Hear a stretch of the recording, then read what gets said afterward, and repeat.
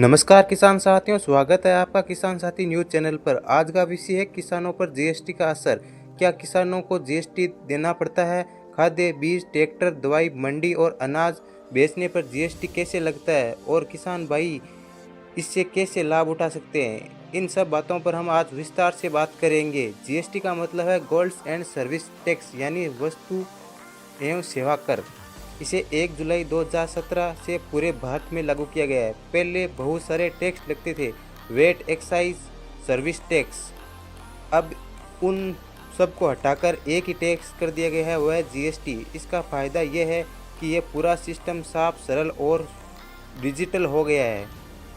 सरकार ने किसानों को सीधा टैक्स देने से मुक्त रखा है, यानी अगर किसान अपनी खेती की फसल जैसे गेहूं, धान, चना, मक्का, सब्जी, फल आदि सीधे मंडी या व्यापारी को बेचता है तो उसे जीएसटी का कोई नहीं लगेगा। मतलब किसान अपनी फसल पर टैक्स नहीं देगा, लेकिन खेती में इस्तेमाल होने वाले सामान और सेवाओं पर जीएसटी ज़रूर लगता है। किसान भाइयों, खेती से जुड़े सामान पर अलग अलग टैक्स लगते हैं। बीज, खाद्यान्न बीजों पर जीएसटी नहीं है। खाद्य और उर्वरक 5% जीएसटी लगती है। कीटनाशक और दवाइयाँ 18% जीएसटी है। ट्रैक्टर पर 12% जीएसटी है। कृषि यंत्र जैसे थ्रेसर, पंप, मशीनें हैं, उसे 5 से 12% तक जीएसटी लगती है। कोल्ड स्टोरेज और वेटर साइज चार्ज कुछ सेवाओं पर 12% जीएसटी लगती है।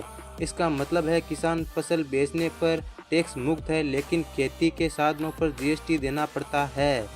फसल पर कोई जीएसटी नहीं है, ये सबसे बड़ी राहत है। मंडी में सीधी बिक्री पर टैक्स नहीं लगेगा। सब्जी, दूध, अंडा, दाल, गेहूं, चावल जैसी आवश्यक चीज़ें जीरो जीएसटी कैटेगरी में आती है। छोटे किसानों को जीएसटी रजिस्ट्रेशन कराने की ज़रूरत नहीं है।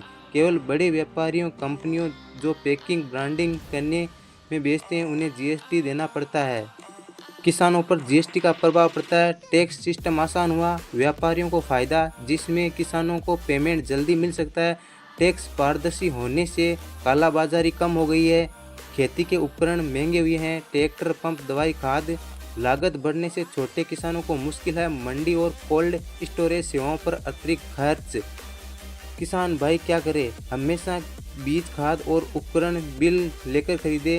मंडी में फसल बेचते समय सीधी बिक्री करें ताकि जीएसटी का बोझ ना पड़े। अगर आप एफपीओ किसान उत्पादक संगठन से जुड़े हैं तो वहां आपको टैक्स और रजिस्ट्रेशन में छूट मिल सकती है। खेती में तकनीकी और सरकारी योजनाओं का उपयोग करें, इससे लागत घटेगी। किसान भाइयों, जीएसटी से फसल बिक्री पर कोई नुकसान नहीं है। हाँ, खेती के सामान थोड़े महंगे जरूर हैं, लेकिन सरकार कई योजनाओं के जरिए सब्सिडी भी देती है।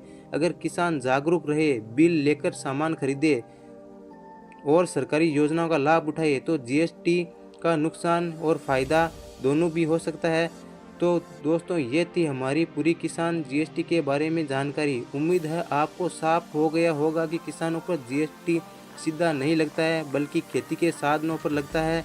अगर आपको ये जानकारी अच्छी लगी हो तो लाइक करें, शेयर करें और हमारे चैनल को सब्सक्राइब करना न भूलें, ताकि खेती किसानी की हर अपडेट आप तक पहुंचती रहे। धन्यवाद।